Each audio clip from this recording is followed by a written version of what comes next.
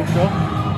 Well, not a blazing start to this one. It was about 6-2 for the majority of the opening first half, but then you started to get in the groove a little bit and started to pull away. 17-11 at half. What was your message going into half? The message was that we were getting the good looks that we needed to get. We weren't finishing, and we weren't finishing at the free throw line. So we needed to just keep doing what we were doing. And a little bit of the adjustment was our zone offense, where you're kind of sitting out on the perimeter instead of actually attacking and finding the open gaps in the middle of the floor. So it looked like the game plan tonight: attack, attack, attack, and that's exactly what Taylor's theory was able to do, along with many others. It was get the ball and just attack the lane and try to get to the free throw line, and that's exactly what you did.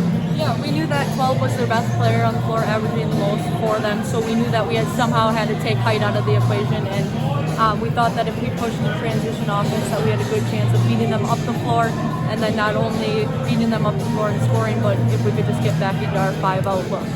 And, Lauren Adams able to knock down a couple threes. Natalie Newbert comes in. Maggie Hunneman.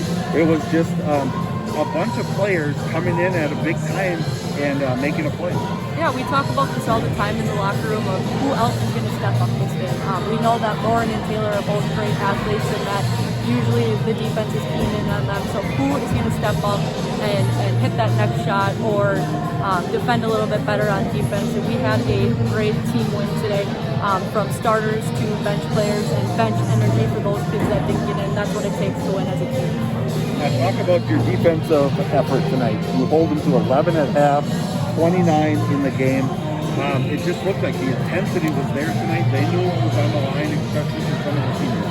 Yep, and that was one of our pregame topics, was defensive intensity and defensive mentality. I said, we aren't going to win just scoring. They have some kids that can play, but if we are weak side and we're not letting 12 touch the ball, and we're forcing them off of the drive and making them kick out shots, that's what we wanted to do, and our kids executed and gave it their all. So now, the next game, Notre Dame, number one team, number one seed, number one team in the state. How do you prepare for a team like that? You just go in and still continue to do the things that you do. I'm going to say it's more of a focus on us than a focus on them, because we clearly have a lot to get better on as well. Some of the things that were exposed tonight and throughout the year, but the common theme is that we're going to go out and we are going to fight, and that's the mentality we have to have in these next two practices, is fight to make each other better. Because the level of competition as you go further is just going to get more competitive and more competitive. We're going to see a really good team in Notre Dame on Friday, but we're going to give it our best go. And you can see, not only for Luxemburg-Casco, but for Slavinon, very emotional time as the seniors, their games are numbered now. A couple followed out for Slavinon. You can see the very emotional. Last time they'll play on this court for the Spartans, for those four seniors: Alex Weck, Lydia Stahl, Kylie Rivers, Julia Hunneman. Was that discussed at all prior to the game? Knowing that this was going to be their last time to compete in front of home fans. Honestly, that wasn't the main point. The main point was honestly getting more fans to the game, and I thought that brought a lot more energy for them. And our managers did a really good job of creating that atmosphere for them with posters, etc.